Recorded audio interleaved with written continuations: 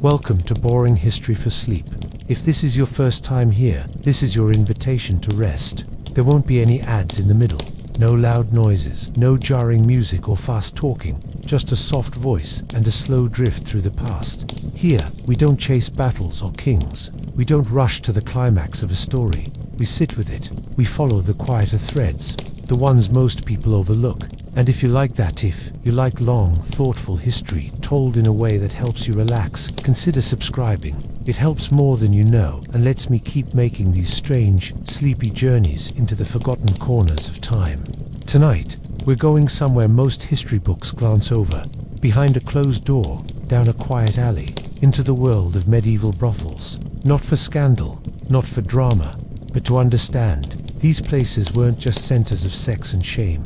They were workplaces, shelters, micro-worlds run by women, managed by strict rules, threaded into the economy of medieval cities more tightly than anyone liked to admit. There was sorrow, yes, but also routine, camaraderie, laughter, control.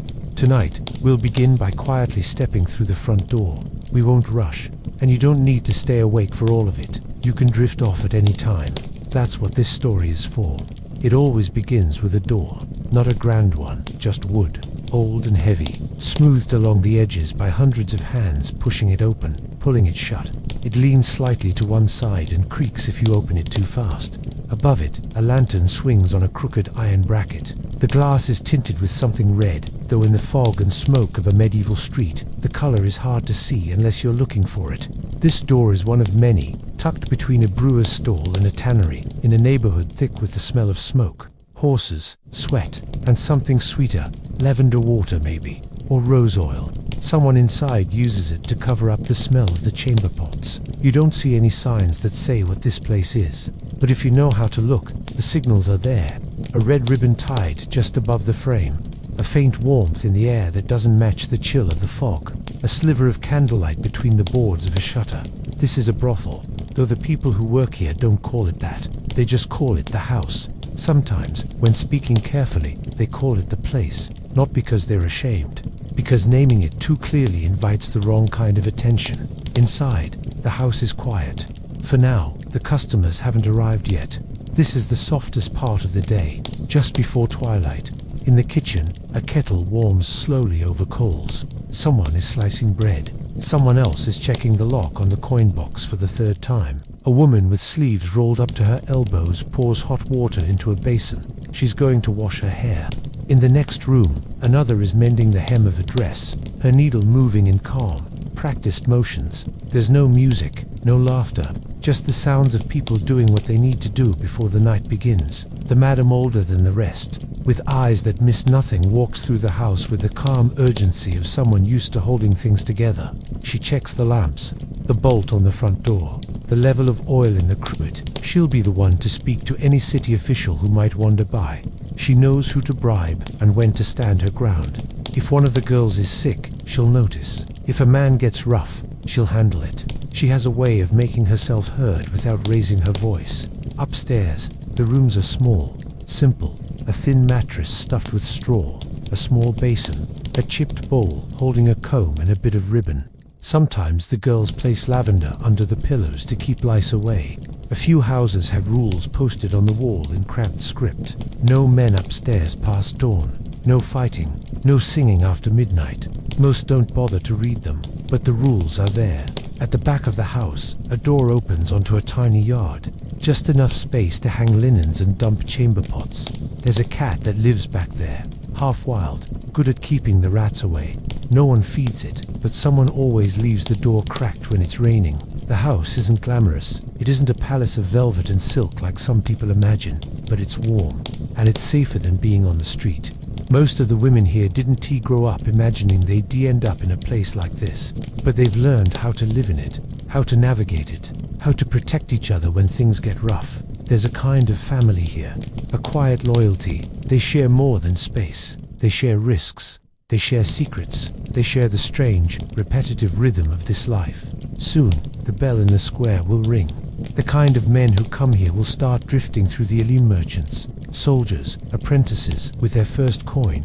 Some will be kind, some won't, but the women know how to read them before they speak. They've seen them all before. Some of the girls will sing a little, others will smile and say almost nothing. The house knows how to keep things moving, not for pleasure, not really, for survival. And when the door creaks open again, and the first customer steps through, the room will change. The warmth will turn into something else, something practiced, a kind of performance that everyone understands, even if no one names it out loud. But for now, it's just quiet, just the sound of a spoon scraping the bottom of a stew pot, a yawn, a cough, the creak of the floorboards overhead. This is the moment before the mask goes on, the moment where everyone is still half themselves, still resting, still real. In the next part of our story, we'll step outside and see where this house fits into the city. Because brothels in the Middle Ages weren't always hidden in alleys. Some were built right into the city plan, licensed, taxed, regulated, not whispered about but managed. But for now, let your eyes get heavy. Let the lantern behind the door flicker in your mind. Let the hush of this old house settle over you. We'll be here when you wake, or if you decide to keep listening. You're safe here, you're not alone, and there's so much more to see. Quietly, one door at a time. The city doesn't sleep, not really. It just hums quieter at night. Somewhere, a bell tolls the hour in a distant tower, then fades into silence. Horses slow their pace as carts are unhitched. Candles are snuffed. Doors are bolted. But behind some of those doors, the night is only beginning. And in certain districts, the ones not listed proudly on maps, but known just the same, windows glow later than they should, and voices linger in alleys longer than they ought to. This is where the brothels are, and they don't appear by accident. To understand what brothels meant in the Middle Ages, we have to start with where they were. Placement matters, not just for convenience, but for control. Brothels didn't scatter randomly across medieval cities. Like loose pebbles, they were placed, sometimes tolerated, often taxed, and frequently watched. And the people who planned cities understood this well. Let's walk back through time. Let's picture the world not as ruins or preserved museums, but alive and unfinished. It's the late 13th century, and we're crossing the Thames into Beckside, a district on the southern edge of medieval London. The air smells of wet stone, burnt wood, and the heavy murk of the river. Behind us, the more respectable part of the city dozes in near silence. Ahead, the streets grow louder, rougher, more uneven. This is the liberty of the Bishop of Winchester, a curious patch of land, technically outside the city's laws, but under ecclesiastical jurisdiction. That is, it's governed by a bishop. And it's here, paradoxically, that prostitution is legal. Not just allowed, but licensed, taxed. The women here are called the Winchester Geese, a nickname both mocking and oddly bureaucratic. They live and work in stew houses, small timber buildings built up along the river, named after the steam rising from nearby bats houses. Each of these establishments pays a fee to the bishop's estate. In return, they are granted a strange kind of legal invisibility, officially frowned upon, unofficially necessary, controlled. Let that sink in a moment. The church, an institution that preaches chastity and punishes lust, is profiting from prostitution. It's not a secret, it's an arrangement, and it's far from the only one. Across the English Channel, we find a similar logic at work. Paris in the 14th century is loud, crowded, and full of contradictions. Brothels here operate openly in certain quarters. Some streets are even known for itru graticule, meaning scratch bottom street, is one such example. And no, the name wasn't accidental. In fact, some brothels display simple images like red boots, golden combs, or a rooster. Images readable by those who couldn't read letters. Authorities in Paris tolerated these houses so long as they followed the rules. They had to stay within their designated streets, avoid holy days, and pay their taxes on time. In return, the city overlooked the sin. Officials even registered prostitutes in some areas. There are surviving lists, written in careful Latin, naming women, their homes, and their debts. The city, like many others, treated prostitution not as an abstract moral failing, but as a practical fact of urban life. Let's go south now, into Italy. Florence, around 1350, is a city of bankers and painters, but also merchants and workers. It has its own system of managing sex work. The Florentine government doesn't just tolerate brothels, it builds them. In 1403, the city funds the construction of a public brothel called the Kasana. It's designed to pull sex work into one location, under surveillance. Think of it like a safety valve. Authorities believed that controlling the trade would limit disease, reduce street crime, and keep men from bothering respectable women. The Kasana had a layout, rooms, a courtyard, a bookkeeper. Women here were not slaves, but they weren't free in the way we think of freedom either. Many were poor, abandoned, or had fled other lives. They were bound by debts, by contracts, by the walls themselves. But still within this system, they formed their own hierarchies, routines, and rules. They decorated their rooms, cooked together, helped one another when they could. And when a new woman arrived, someone would usually explain the way things worked. Placement, again, mattered. In Florence, the brothel sat near the Arno River, away from cathedrals and palazzos, but not so far as to be inconvenient. That was the logic behind zoning. Sin was permissible if it stayed in its corner. Let's pause and breathe here. It's easy, from our vantage point, to see hypocrisy, to see the gap between public virtue and private arrangement. But in the medieval mind, contradiction wasn't always a flaw. It was a condition of the world. Priests preached abstinence and gave absolution. Kings outlawed brothels one year and taxed them the next. City councils denounced fornication but issued receipts for licensing fees. Everyone lived in the murk between ideal and reality, and the women, they lived in that murk more than most. Let's visit Cologne, sometime around 1410. The city walliers, the literal defensive wallers' rooms built into it. Some of these rooms are leased to brothel owners. Why? Because the city can keep them close. Because those rooms are sturdy. Because the city doesn't want prostitutes scattered across its neighborhoods. The arrangement is blunt, but effective. The brothels in Cologne operated under strict civic ordinances. Prostitutes had to wear striped garments, an early version of the visual marker that separated good women from fallen ones. They were not allowed to go barefoot in public. They were forbidden from attending church except on certain days. Their movements, appearances, and behaviors were catalogued, codified, and controlled. They were visible, but not seen. Present, but always at the margins. Even in the Holy Roman Empire, which included parts of modern Germany, Austria, and Switzerland, city councils issued detailed regulations on where brothels could be located. In Nuremberg, for instance, the council designated a public brothel outside the main market. A city employee, called the brothel master, was appointed to manage disputes and enforce rules. Again, this wasn't some hidden underworld. It was an institution embedded into the rhythm of daily life.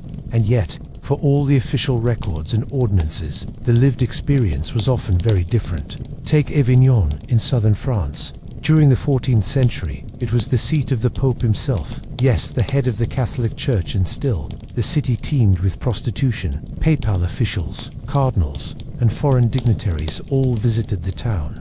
Brothels flourished. Some even operated near the papal palace. Officials grumbled, but mostly turned a blind eye. Morality, once again, bent under the weight of commerce and convenience. Across Europe, brothels clustered near docks, city gates, and marketplaces. They sprouted up along pilgrimage routes. They thrived in university towns, where young clerics and scholars were far from home.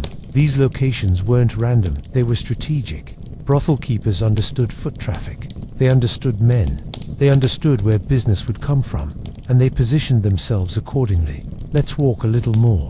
We're in Bruges now, in the Low Countries, around 1430. The city is wealthy.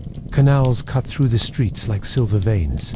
Merchants from Italy, Spain, and England crowd the markets. And in one quarter of the city, away from the central squares, but not hidden, women wait by doorways. Some wear bells on their belts. Others carry sprigs of herbs to signal availability. Local laws require them to register with the guild. Yes, there's a guild for prostitution. Its members pay fees. They follow rules. They elect a headwoman to speak on their behalf. Within this framework, there is a kind of strange dignity, a fragile sense of order. Still, these women live with risk every day. Violence, disease, pregnancy, fines. The brothel may be protected by law, but the law doesn't always protect the women, and they know it. That brings us to another quiet truth. Most brothels weren't grand establishments. Some were just rooms above a tavern. Some were rented houses with thin walls and uneven floors. Some were nothing more than corners of alleys where agreements were made with no one watching. The idea of a brothel in the Middle Ages covered a wide spectrum from state-sanctioned houses with guards and ledgers to makeshift dens lit by stolen candles. Even the word brothel itself comes from the Old English brohan, meaning to deteriorate. It referred not to the house, but to the woman, someone who had been morally or socially spoiled. That language alone tells us how society framed the transaction. The space was tolerated. The people inside were not. Yet inside those spaces, lives unfolded. Meals were cooked. Jokes were told. Alliances were formed. There was competition and cruelty. Yes, but also tenderness. In the rare moments when women earned enough to leave, they sometimes married, opened small shops, or took in boarders. Some became madams, running the very houses they once worked in. Others disappeared from the records, completely names scratched out, lost to time, like candlelight snuffed in the wind. So much of history focuses on kings, crusades, and cathedrals, but cities were built on quieter things too, on kitchens and courtyards, on narrow staircases and shuttered rooms, on people like the women who lived in brothels, people who didn't write the rules, but learned to live inside them, or around them, or in spite of them. As you close your eyes tonight, let the streets fade behind you. Let the river grow still. Let the lanterns go out, one by one. Imagine the quiet corners of the medieval world, the ones not drawn in gold leaf, but sketched in soot and breath and rain. That's where the real history lives, not in the noise, but in the hush. Sleep well. We'll pick up again soon. It always starts with a story you're not told. A girl born to a widow, or a tenant farmer's third daughter. A woman abandoned after a failed marriage. A girl orphaned after the plague came too fast through her village. Sometimes they were strangers in a strange town, standing at the edge of a square, unsure which door to knock on next. Sometimes they were born just a few streets away from the brothel, and simply never left. The question of who worked in medieval brothels isn't answered by scandal or lust. It's answered by history's quiet truths, poverty, survival, and the small set of choices that narrow further with each passing season. There's no single profile. Some were young, very young by our standards, not always by theirs. In parts of Europe, girls could be legally married at 12. Many who worked in brothels were not much older. Some were in their 30s, which, in a time when life expectancy hovered just above 40, could feel like middle age. Others were older still, widows, women no longer able to find work as domestic servants, or those turned away from convents. They came from everywhere. Villages swallowed by floods, cities burned in war, families broken apart by taxes, accusations, or shame. Some had fled abusive homes, others were sold by desperate parents. A few chose this life with eyes wide open, not because it was glamorous, but because it offered, at least, a roof and coin, and a kind of strange autonomy they couldn't find elsewhere. There were also degrees different kinds of sex work with their own social ladders. At the bottom were those who worked on the street, unlicensed and vulnerable. They had no protection, no steady shelter, and often no one to speak for them if they disappeared. Just above them were women who lived in informal boarding houses, cheap lodgings that operated quietly and without oversight. Then came those who worked in official, sanctioned brothels. These places, while far from safe, at least offered structure. The madam took a cut. The rules were posted. The risks were familiar. And at the top, courtesans, rare but not mythical. Women who sold not only their bodies, but their time, conversation, poetry, and companionship.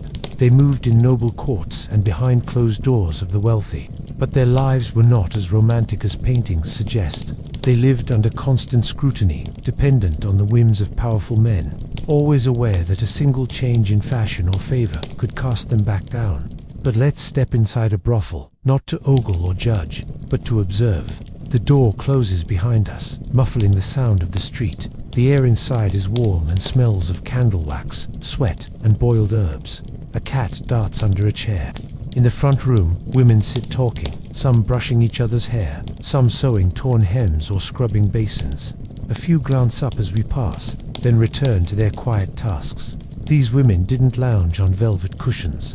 They worked hard, and not just in the way history often assumes. A brothel was a business. Linens had to be laundered, rooms swept, floors scrubbed, sheets changed, clothes mended. herbs boiled for potions meant to prevent pregnancy or treat infections, though few were effective.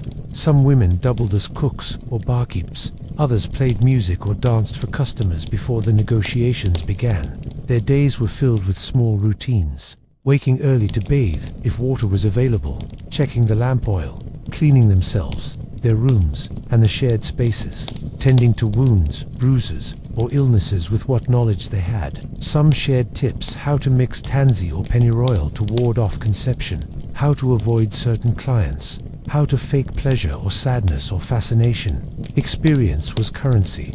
Many of them had given up their names long ago. They took on working names: Rose, Bess, Cat, Margonaut, just to protect themselves, but to survive the personas expected of them.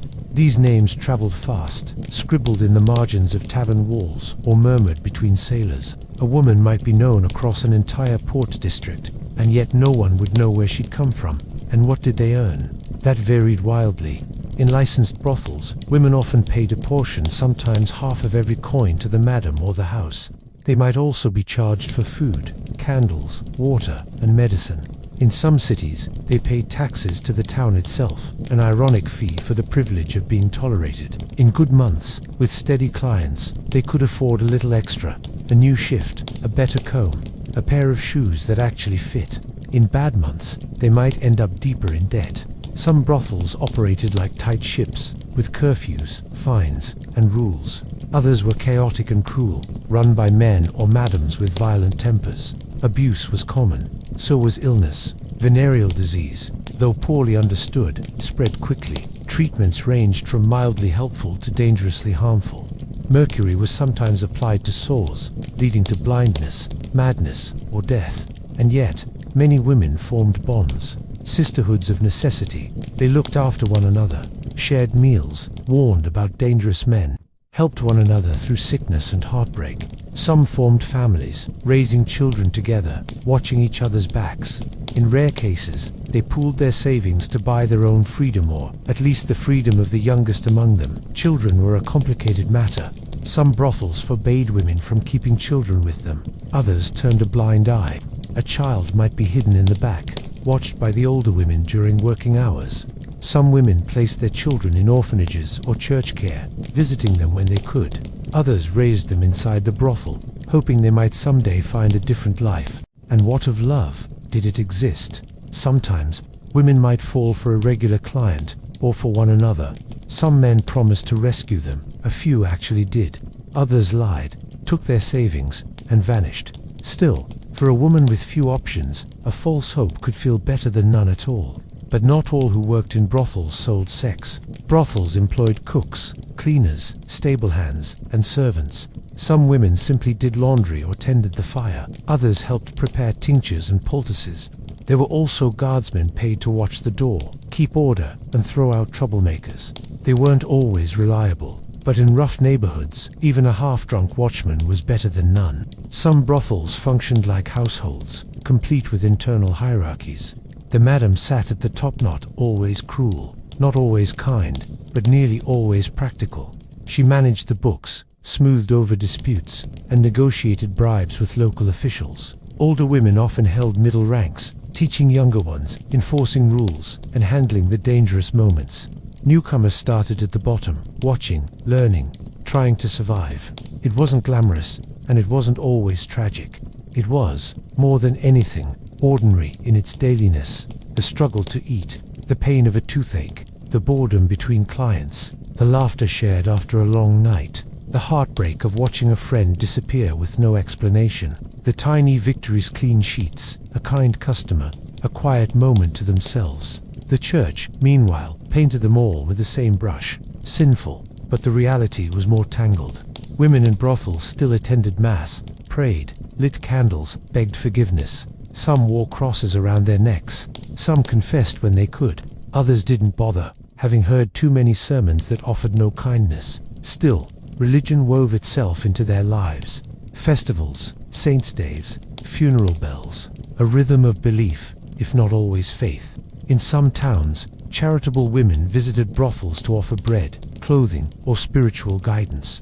Nuns sometimes wrote letters about their visits, sequel parts, pity and curiosity. In rare cases, a former worker might join a convent herself, leaving her past behind, or trying to.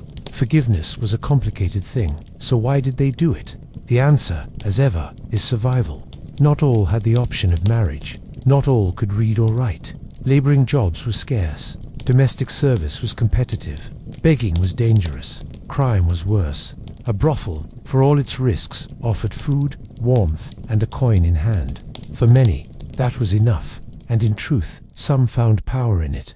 Not a grand noble power, but a small, private strength, a control over who they served, a defiance against the men who had discarded them, a pride in earning coin, feeding themselves, or protecting younger women. It was a life on the margins, but it was theirs. History didn't preserve most of their names. Their faces are absent from tapestries and records, but their presence was felt in every city. They built their lives in forgotten corners, lived through impossible choices, and found ways to keep going, day after day. Even when the world preferred, they disappear. Now, as the candles flicker low and the city turns in its sleep, you can still imagine them laughing softly in a shared room, brushing each other's hair, whispering secrets, dreaming of something else, or simply nothing at all. They were not what the sermons said. They were more human, complicated, survivors. The door opens again, not quickly, not quietly, but with that slow push that wooden doors always seem to require.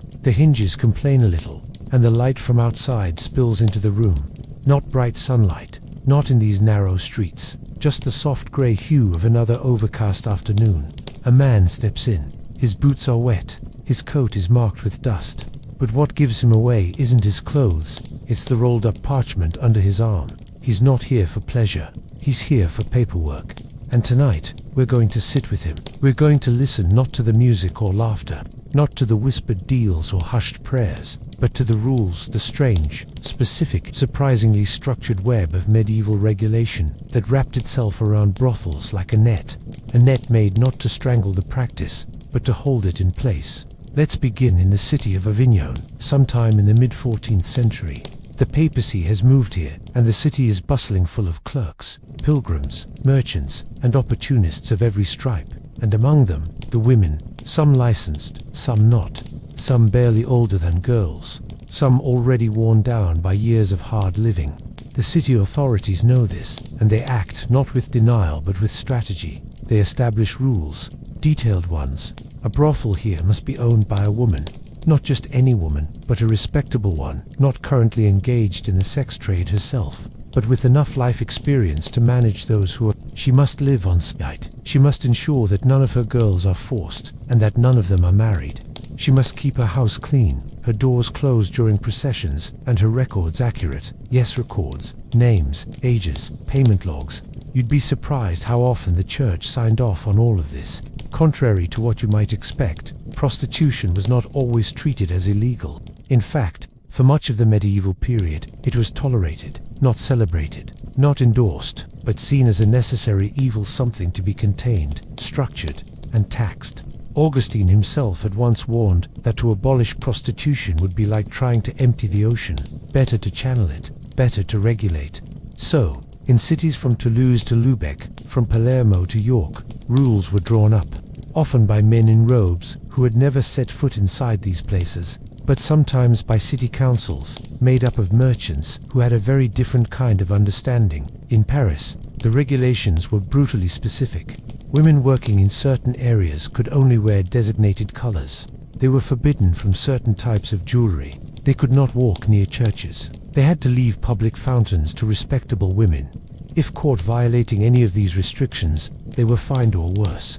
In London, under the jurisdiction of the Bishop of Winchester, the Stews legalized brothels along the south bank of the Thames had their own rule book. The women could not be married. They could not solicit on Sundays or holy days. They could not sleep outside the brothel, nor could they take clients to any other home. They were subject to inspections, and if they fell ill, they were barred from working until they recovered. A strange mix of protection and surveillance. But let us pause for a moment and look at something rarely considered, what these rules meant for daily life. Imagine you're one of these women. You wake in a room that is not your own, in a house you do not own, bound by rules you did not write. The law says you cannot wear gold or pearls, so you wear red, or yellow, or sometimes both colors that scream available from a distance. You're allowed to live here, but only here. Step into the wrong quarter and a constable might drag you back, or worse, fine your madam for letting you wander. You're also subject to what we now call health inspections, though in truth, they were less about your well-being and more about protecting the customers. City physicians, or sometimes local midwives acting as enforcers, would examine the women periodically. They looked for signs of disease, symptoms of what they called the burning sickness. If found, you'd be locked away in a hospital, not to heal, just to be kept out of circulation. In Venice, brothels were placed near the foundries, the shipyards where the workers were, but they were also required to operate under a set of civic codes. One of the oddest, they had to keep their windows open during business hours. Why? So the authorities could peer in, not for safety, but to ensure no improper clients were being served. Priests, nobles, married men with reputations to maintain. In other words, hypocrisy etched into policy. There were also rules about money. A brothel might have a set rate, not cheap, but not extortionate either. Something like 2 pennies for the hour. A bit more if the client wanted to stay the night. Some cities set caps maximums allowed, like price ceilings on bread or meat. Others left it to the house mistress. But what mattered most was that the city got its cut. Fines, taxes, bribes, occasionally dressed up as donations. One city, Hamburg, even issued token small brass coins that could be exchanged for services, not exactly currency, more like vouchers. A deeply strange system, but one that allowed the authorities to keep track of usage without needing names. Privacy and oversight, walking awkwardly hand in hand. But with all this regulation came contradiction. The same officials who issued permits sometimes led the morality patrols. The same church that condemned the sin collected the revenue. A priest might give a sermon about purity, then walk past the brothel with a knowing look. A merchant might pay for a girl's time, then fine her the next morning in his role as a city clerk. It was a world of double standards, and the people living inside it knew this better than anyone. Women in the trade learned to memorize these rules. They could quote them like scripture, because forgetting them meant punishment. You had to know how many candles were allowed to burn at night. You had to know whether music was permitted during Lent. You had to know the exact time the doors had to close on feast days, and the precise location of the nearest latrine that wouldn't get you fined for public urination. Even the architecture bent to the law. In some cities, brothels were required to have only one entrance, so clients could be monitored. In others, houses were built with thick shutters and slanted floors to allow for easy cleaning. Some towns banned upper floors entirely, claiming that it gave women too much power over the men below. Power was always a concern, not real power, but the illusion of it. And then there were the curfews. In many towns, bells rang at dusk. Time to extinguish lanterns. Time for women to retreat indoors. If a working girl was caught out after curfew, she could be whipped, publicly. Some cities required brothel women to carry a token or wear a colored sash. Others enforced head coverings, or badges stitched to cloaks tiny embroidered marks, like a red ribbon or a goose feather. Goose feathers. That brings us back to London. The Winchester geese, as they were called, were both infamous and invisible, officially sanctioned, socially condemned. Some were branded with hot irons behind the era permanent marker of their status. Others were buried in unconsecrated ground, in a place called Crossbones Graveyard. No funerals, no blessings, just a quiet ditch, for those who followed the rules but never escaped their shadow. Still, the women kept working, because for many, the alternatives were worse. Starvation, servitude, marriage to a violent man, a life of begging, or worse, being invisible in a world that already looked away from so much. And despite the restrictions, despite the humiliations, there was something resilient here. In some cities, women formed informal networks. They shared warnings about violent clients. They pooled money to buy better clothes. Some saved enough to leave. A few even became madams themselves, owners of property, employers of others, women who could read contracts and quote the law better than the clerks. And occasionally, just occasionally, a magistrate's daughter would disappear for a few nights, and rumors would fly. Because the line between inside and outside, legal and illegal, sanctioned and secret, was never clear. It still isn't. What the rules show, uslayered, as they were in hypocrisy, cruelty, and cold logic, is that brothels weren't outside society. They were deeply woven into it, as much a part of the medieval world as guild halls or cathedrals. They were visible, managed, counted, and for all their sorrow and danger, they were also places of life, of human closeness, however brief, of survival. So the man with the parchment leaves. He tucks the rule scroll back under his arm, nods to the madam, and steps out into the street. The door closes behind him, and inside, the world continues, quietly, carefully, but not without its own sense of order. That, too, is part of history. There's a silence that creeps in just before dawn, the softest part of the night, when the fire has burned down to faint red coals, and the air smells of wax and wool and time. It's the hour when even the most restless souls begin to settle. In this hour, the noise of the brothel fades, the footsteps, the creaks of bed frames, the music and murmurs, all of it slows and thins like mist. This is when the women finally breathe. Not all of them sleep. Some are boiling water for laundry. Some are combing out their hair in silence, watching candlelight flicker in dull pieces of polished metal they use for mirrors. One may be writing, if she's lucky enough to know how. Another counts coins, not from greed, but to calculate if she'll have enough this week to bribe the constable and still buy a new pair of shoes. The women of the brothels are rarely described by history with any warmth. Usually, they're footnotes, sinful, pitiful, scandalous, names not worth recording. But that's not how they saw themselves, and it's not how we'll see them tonight. Let's sit quietly inside a room in Bruges, around the year 1380. The shutters are drawn. A faint orange line of lamplight slips in from the alley, drawing a thin stripe across the floor. The room is plain but functional. A mattress of straw, a stool, a basin, a trunk against the wall that holds all her belongings. It isn't much, but it's hers. Her name might be Margriette, or Johanna, or something less local, maybe Katerina from Siena, or a girl called Device from the English countryside. Wherever she was born, she didn't plan to be here. None of them did. But planning ice and tea always an option when you are poor and female in the Middle Ages. Some of the women came from farms that failed after a bad harvest. Others were orphans, or simply one of too many mouths to feed in a cottage that already had 7 children and barely enough bread. Some had been widowed, young, and had no family left to take them in. A few came to the cities looking for honest work, maybe as seamstresses, washerwomen, or servants, and discovered too late that there were too many applicants and not enough openings. It was all too easy to fall through the cracks, and once you did, the brothel often felt like the last place left with a door open. But not all stories were the same. A surprising number of women entered brothels by choice, not out of desperation but out of a need for independence. It sounds strange now, maybe even backward, but for some, sex work offered more autonomy than marriage. In a brothel, a woman could earn and keep her own wages. She could decide which clients she accepted. She could refuse a husband and avoid being property.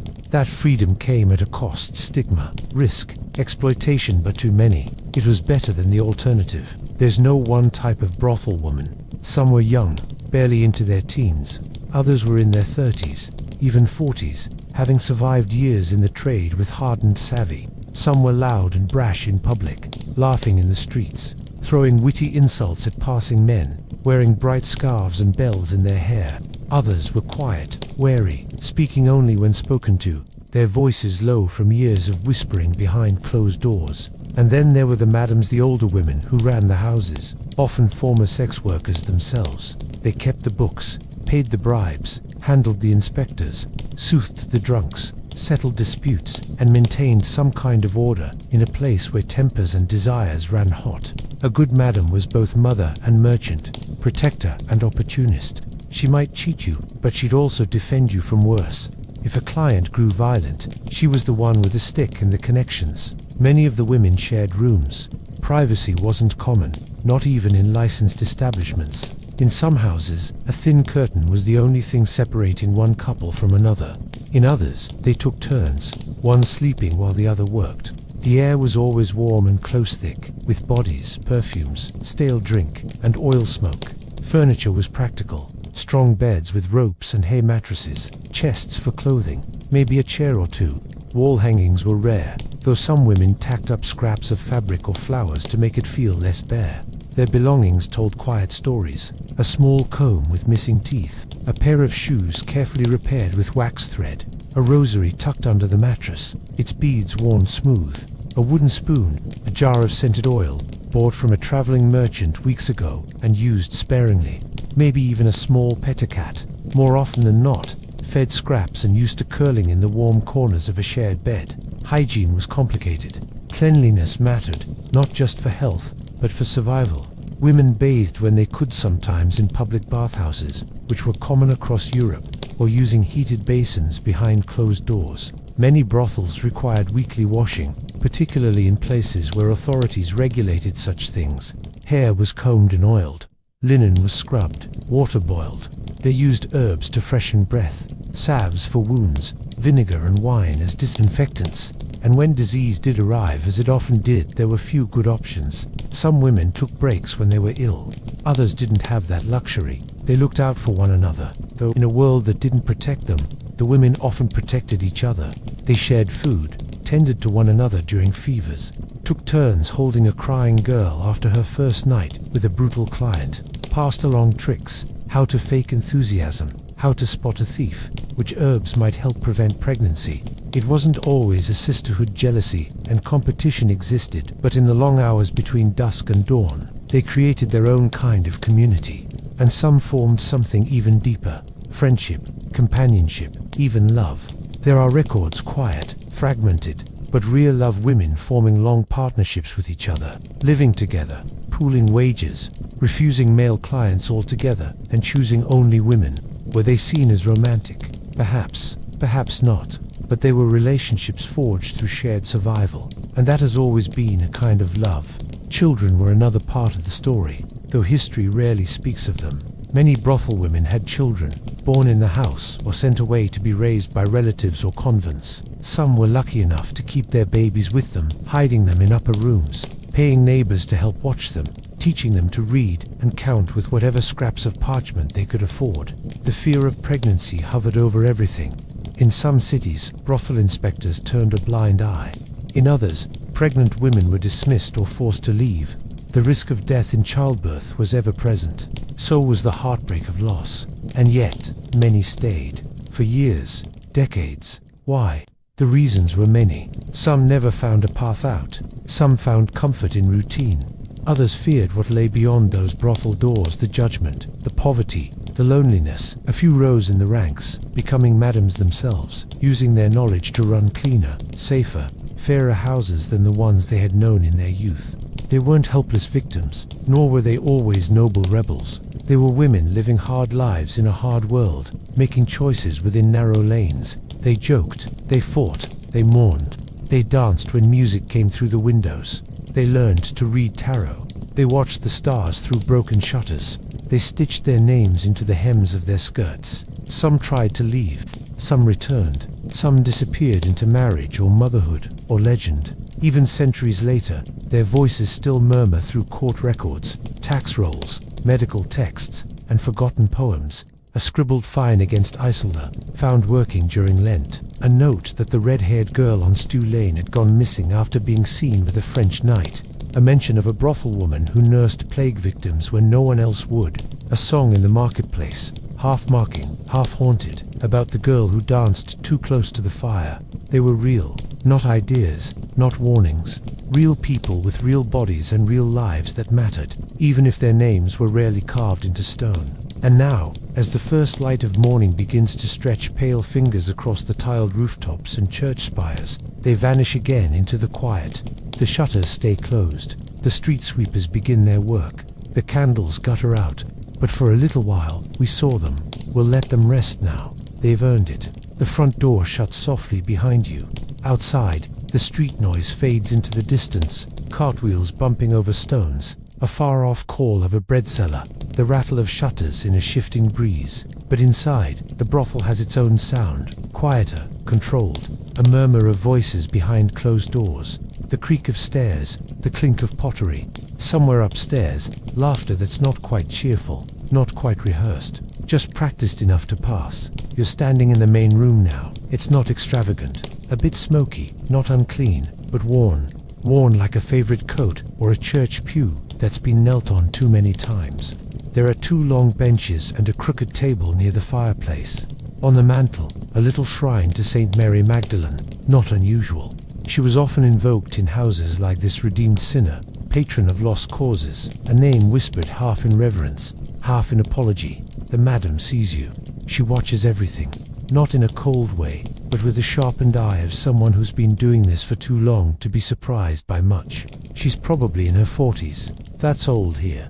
Most women don't make it that long in the trade. Those who do often end up in this position, running the house, setting the rules, watching the door. There were always rules. That's one of the things modern minds get wrong. We imagine medieval brothels as places of chaos, lawless, wild, immoral in every possible sense, but they were anything but lawless. In fact, some were more strictly regulated than the bakeries or the bathhouses. Let's sit quietly and look at how this worked. In most cities, Paris, London, Florence, Avignon, brothels that were recognized by the authorities operated under a kind of municipal license. This didn't mean approval, exactly. It meant tolerated disapproval. The city, the bishop, or sometimes the local guild acknowledged that prostitution existed and could not be eradicated. So they did the next best thing. They wrote down rules. And these rules were exacting. In Avignon, the city council drew up a set of ordinances that controlled everything from the size of the doorway to the price of services. Women could not solicit customers in the streets. They could not stand at windows or call down from balconies. In Florence, they had to wear designated colors, often yellow or striped fabric, to distinguish themselves from other women. In some cities, they were not allowed to wear pearls or gold, or ride horses, or attend church during Mass. The purpose of these rules was threefold. First, to maintain order. A legal brothel was less likely to provoke street fights, robberies, or scandals. Second, to protect public health, though their understanding of disease was limited. Many cities required women to undergo periodic health checks. And third, to keep sin compartmentalized. The city could pretend that vice, once boxed and labeled, was somehow less threatening. Inside the brothel, the rules were just as strict, sometimes more so. The madam, or brothel keeper, was responsible for enforcing them. She often rented the building from a landlord or noble and paid monthly taxes or fines to the city. In return, she held considerable authority within the house. She set the prices, she settled disputes, she arranged for basic care food soap, sometimes a midwife or a doctor. She kept a ledger of earnings and penalties, and she watched, always watched. The women were required to obey house rules. Many brothels operated on a rotating schedule. Some houses were open only on certain days, no business, on Sundays or feast days. Others required women to be available during designated hours. Meals were served at specific times. Leaving the house without permission was often forbidden, especially after dark. Most brothels had curfews.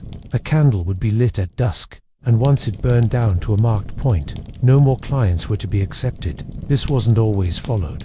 Some houses, especially in larger cities, stayed open late for traveling merchants, pilgrims, or off-duty soldiers. But in theory, the flame marked the end of the day. Money moved constantly. Clients paid the madam, not the women directly. The house kept a cut often more than half. The rest was given to the woman as her portion, though it rarely lasted long. She paid for food, linen, candles, soap, and in many cases, her own clothing. Some women were deeply in debt to the house. Others had arrangements to pay off a fixed term of service. Disobedience came with consequences. Late to curfew, that might be a fine. Fighting with another woman, suspension. Caught stealing from a client, you could be thrown out entirely. In some houses, physical punishment was permitted, though not always practiced. In others, the women formed informal alliances to protect each other against cruel madams or unruly clients. There were other, softer rules, unspoken things. Don't fall in love with a client. Don't talk about where you came from. Don't ask about the others who left and didn't come back. Keep your hair clean. Keep your tone gentle. Always look like you're listening, even when you aren't. Some houses offered tiers of service. The nicer rooms cost more. Clients with money could buy a better mattress, a fresh jug of wine, or a silk scarf to drape over the candlelight. The poorest clients were sent to the smallest, coldest corners, sometimes barely more than a closet with a cot. Cleanliness was a daily struggle. Women shared beds, shared combs, shared sickness. Lice and fleas were constant companions. Linen was washed when it could be spared, usually in cold water, with lye or vinegar. Scented herbs were burned in corners, lavender, rosemary, sometimes thyme, not to freshen the air exactly, but to confuse it, to make the sourness less sharp. And then there was the bookkeeping. In many houses, the madam kept a meticulous record of daily traffic, how many clients each woman saw, how much was paid, how much was owed. These records were not just for internal use, they could be inspected by the authorities. Some city councils required monthly reports, others sent inspectors who reviewed the accounts and spoke with the women privately. In Florence, an ordinance required the madam to post a list of prices at the door. In London, some brothels hung a wooden token, a goose, a red glove, a carved pair of shoes to signal availability. These signs were changed out when the house was full or closed. A kind of medieval vacancy sign, without the neon. But even in the most regulated houses, the rules could be bent. The right amount of silver could buy exceptions. A powerful client might demand a girl who wasn't on the schedule. A city guard might look the other way if the house stayed open late. A church official might come through the back door, disguised, and leave before sunrise. And sometimes, the rules weren't enforced at all. In poorer towns or border regions, brothels operated without license or oversight. These were riskier places, less stable, more dangerous. Women in these houses lived closer to the edge. They had fewer protections, no inspections, no recourse if something went wrong. Still, the idea of rules lingered. Even in the loosest houses, there was some form of order. Someone swept the floor, someone lit the fire, someone counted coins at the end of the night. For many women, the rules were not a burden, they were a survival strategy. In a world that offered them few choices, the structure of a brothel could offer a strange kind of predictability. You knew what time to wake up. You knew what was expected. You knew the consequences. It wasn't freedom, not really. But it wasn't chaos either. And occasionally, rarely, it became something else. A stepping stone. Some women saved enough to leave, to start a small shop, to marry a widower, to move to another city and begin again under a different name. Those stories are harder to find in the records, but they happened. The ledgers sometimes show a name crossed out with a single note beside it. Married, gone, no longer in service. As the fire burns lower in the hearth and the sounds of the house grow quieter, it is easy to imagine the rules stretching like threads across the floorboards, binding everyone here into a delicate arrangement of silence, debt, duty, and repetition. The madam closes her ledger. A girl finishes her meal in the corner. Another woman checks the latch on the back door. One by one, the candles are snuffed out. The rules of the house have done their work.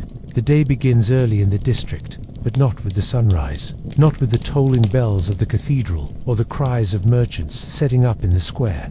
The brothel world has its own rhythm, quieter, cautious, a little slower. You can almost hear it if you listen between the layers of city life. A door creaking open, feet on the stairs, a kettle boiling over the fire. The first argument between a landlord and a woman who's behind on her rent. A flick of the broom over last night's straw. It's not chaos. It's regulated. In fact, the surprising thing about medieval brothels, whether you're in London, or Toulouse, or Hamburg, is just how many rules governed every part of the workers' lives. Not moral rules, legal ones, city ordinances, royal edicts, guild policies, church codes, fines, inspections, and registers. These women lived under a paperwork shadow that followed them from street to street. Let's start with clothing. It seems trivial, but for a medieval woman in a brothel, what she wore was both a signal and a restriction. In many cities, the law dictated that prostitutes had to dress differently from honest women. In Florence, they were told to wear a yellow veil. In Vienna, a striped cloak. In London, a striped hood, or no veil at all. The idea was separation visible, unmistakable. These were not women you could mistake for wives or daughters. They were marked by color, by fabric, by what was missing from their bodies, as much as what was worn. To survive in this world, a madam needed three things: social intelligence, financial cunning, and a strong stomach. No medieval brothel survived without them, because despite the popular image of brothels as dens of impulse, they were tightly run operations, and the madam was often the one who kept the doors open and the law at bay. Let's walk through her day. The morning begins not with pleasure, but with numbers. The madam balances the books. Who worked last night? Who brought in what amount? How much goes to the house? How much to the girl? who's behind on rent or short on fees? Was that jar of oil used for candles or something else? It's accounting. In the most medieval way, chalk marks on the doorframe, tallies in a ledger, or memorized lists whispered to a clerk. Then come the repairs. A door hinge broken during a scuffle, a chair that finally gave way after too much weight, sheets that need boiling, straw that needs replacing. A good madam keeps the place just barely respectable, clean enough to avoid inspection, ragged enough to avoid attracting thieves. By midday, she's a diplomat. She manages tensions between the women. This one is angry about a stolen comb. That one resents being placed in the front room, while another gets the corner upstairs. Jealousies simmer, tempers flare.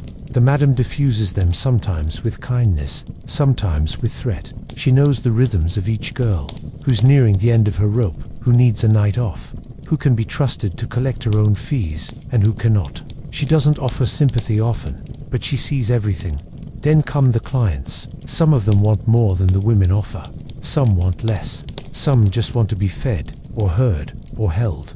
The madam watches from the shadows. If a client becomes rough or refuses to pay, she decides how to handle it. Call the guards, threaten blackmail, or ban him quietly. In some cities, she might even have an informal agreement with the local watch, a cut of her profits in exchange for protection. Because she isn't just a businesswoman, she's a middleman in a web of power, between the city and its citizens, between the church and its sinners, between the woman who sells her body and the man who buys time. Some madams owned the property they worked in, others rented it from wealthier men, landlords who preferred to keep their names clean while still pocketing the profits. In places like Paris, a madam might need a license to operate renewed each year, and only granted if her brothel passed inspection. She'd have to bribe, flatter, and negotiate. And always, she had to watch the women. They came and went, sometimes in the dead of night. Some were loyal, others plotted to open their own houses. Some tried to smuggle clients in without paying their share. Some fell in love and vanished. Others stole from the madam herself. Trust was thin, but sometimes, just sometimes, there was affection, a quiet understanding.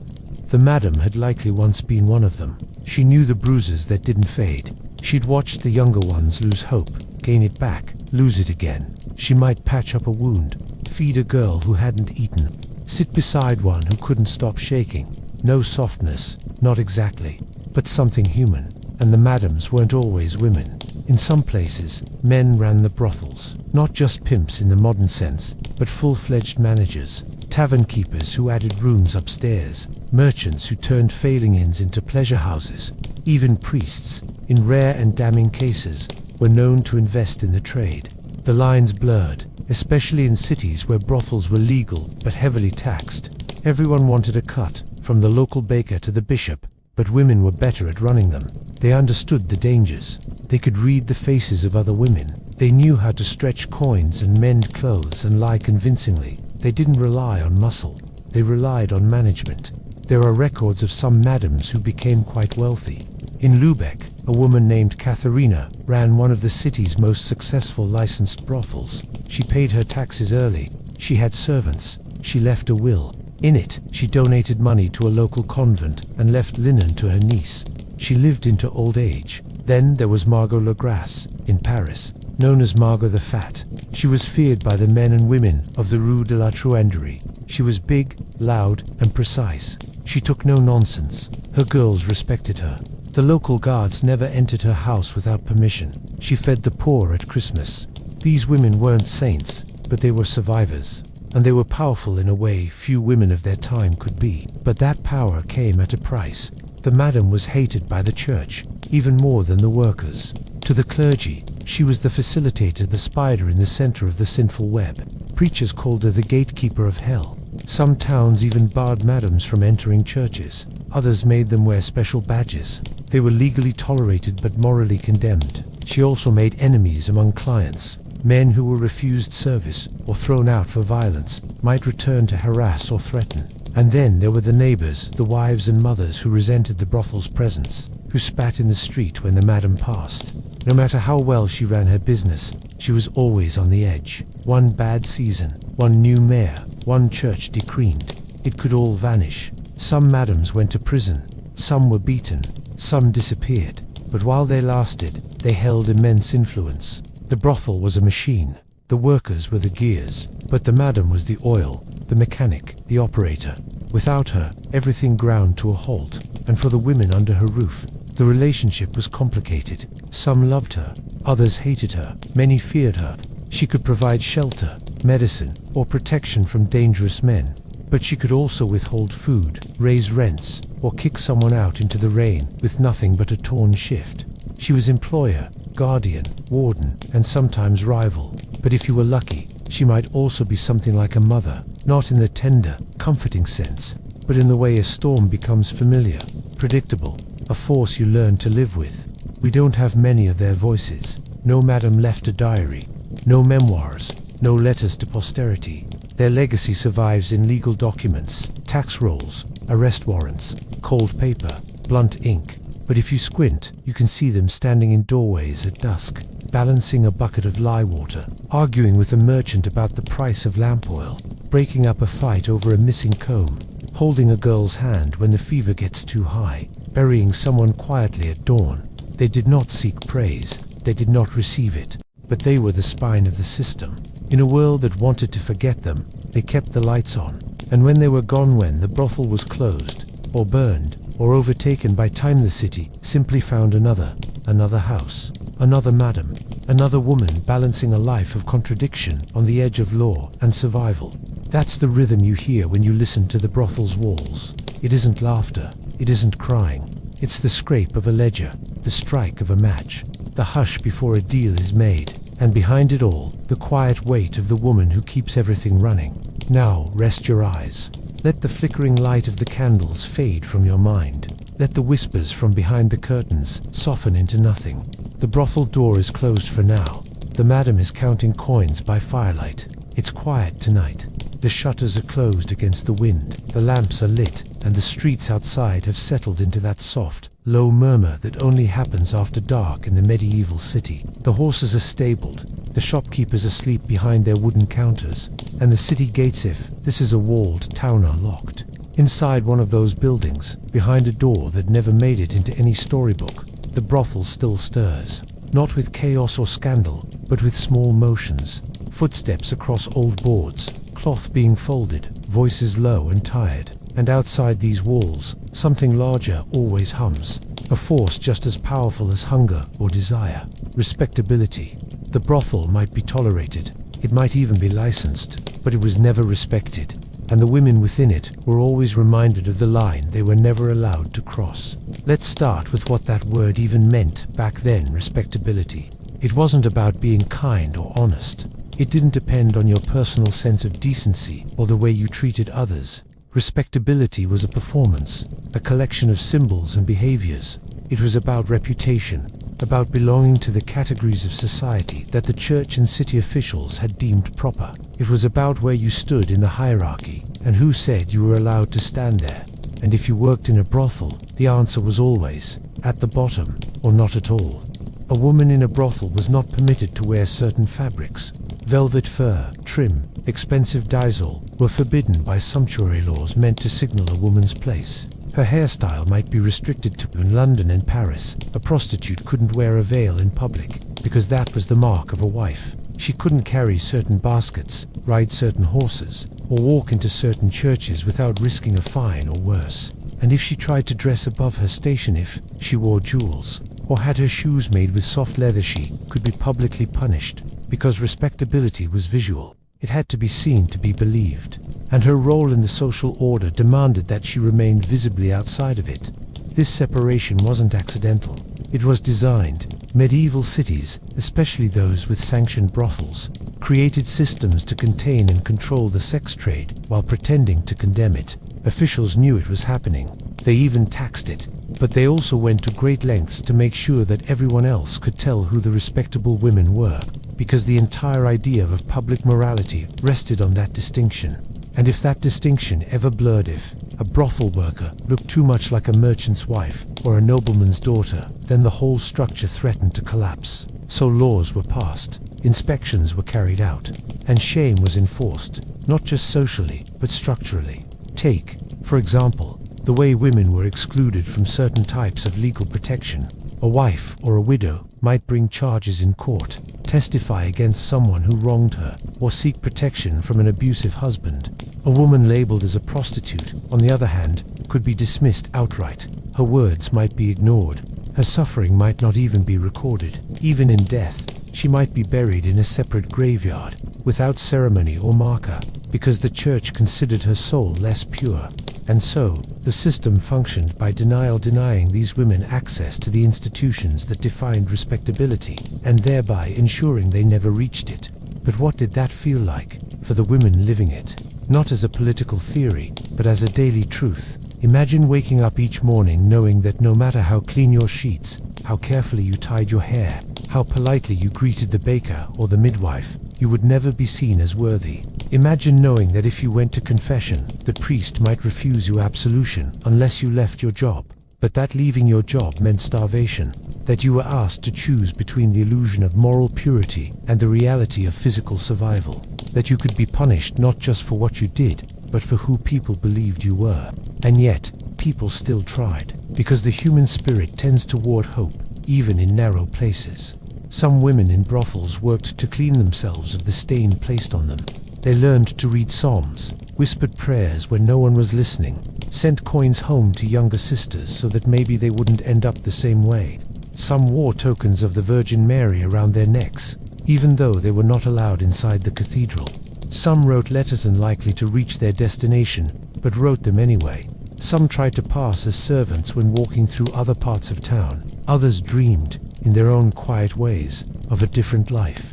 Every so often, one of them made it. A woman might meet a man wealthy enough to offer her a life outside the brothel, or she might inherit a sum of money rare, but not impossibly, and use it to buy a shop or run a small inn. In a few exceptional cases, a woman would be allowed to repent officially and enter a convent. But even there, she often entered not as a full sister, but as a lay servant, always reminded of the past she was trying to shed. Respectability, in these cases, wasn't granted. It was tolerated, fragile, conditional, always in danger of being revoked. More commonly, attempts at reclaiming status were met with suspicion or hostility. If a former prostitute married and tried to join a guildwoman's gathering or a religious charity, someone might expose her. Gossip was a tool of social policing, and for every one woman who tried to leave, there were others ready to remind her and everyone else that her place was fixed. That respectability, once lost, was nearly impossible to earn back. But it wasn't just the outside world that enforced these lines. Sometimes, the brothel itself echoed these values. In larger establishments, there were internal hierarchies. Women who earned more, women who were favored by certain clients, women who acted as housekeepers or informal supervisors. These roles could create friction, competition, even cruelty. A younger woman might be mocked for trying to act above her station. An older woman might guard her small privileges fiercely because she knew they could be taken away in a heartbeat. The brothel was a mirror of the wider world in that way. The same structures, the same rules, just packed into a smaller space. They were also constant reminders of what they lacked. Religious festivals where they were barred from participating. Markets where they were overcharged or refused service. Public celebrations they could only watch from the margins. The woman who worked in a brothel saw respectability paraded before her, almost daily worn like a cloak by others, never offered to her. And yet, this is where the story complicates. Because despite all this, some women created their own versions of dignity, not the kind that came with public approval, but private, personal dignity, the kind that meant sharing food with a hungry child, or nursing a sick friend through the night, or refusing a cruel client, even if it cost her wages, the kind that came from knowing she was more than the role she was forced to play. Sometimes, the women formed small communities of their own, not just alliances, but households that operated on mutual care. They protected each other. They taught one another skills, herbal medicine, sewing, reading. They told stories, not always happy ones, but ones that helped make sense of what they lived through. Some of them raised children, together. These children might not be allowed into the city's schools, but they were taught what their mothers could offer. And in this way, the line between respectability and reality began to blur. Because in truth, what could be more respectable than surviving in a world that was not built for you? As the last candle flickers low and the night grows deep, it's had time to reflect on everything we've uncovered about medieval brothels. Not just the places themselves, but the lives, struggles, and stories of the women who lived within and around them. These were spaces shaped by poverty, power, desire, survival, and the impossible double standards of their time. There were sites of danger and refuge, judgment and laughter, exploitation and fleeting freedom. The women who worked there were not caricatures of sin or mere victims. They were human, complex, clever, broken, hopeful. They navigated a world that tried to contain them, define them, and erase them. They forged communities, made choices, and sometimes carved out surprising power in a society designed to deny them any. Their stories remind us that history is not just made by kings, priests, and battles, but also by those who lived in the shadows, the forgotten, the silenced, the resilient. The brothel, far from being a simple den of vice, was a mirror to the society outside its walls, reflecting all its contradictions, hypocrisies, and humanity. Today, when we look back, it's easy to judge with modern eyes, but remembering the texture of their lives, how they laughed, cried, worked, and survived, gives them back their dignity. It also reminds us how far we've come and how far some struggles persist. So as you drift off to sleep, think of those women not as distant figures from a dusty past, but as real people with dreams, fears, and strength. They teach us that even in the darkest places, light can flicker a candle passed through time.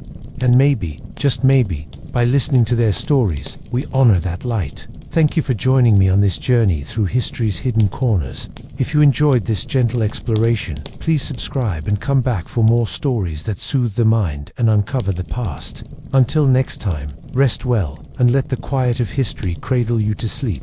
As the candle's flame fades and night wraps around you like a soft cloak, I thank you for traveling with me through these hidden stories of the past. May the quiet of history soothe your mind and carry you gently into rest. Good night, traveler. Sleep well until we meet again.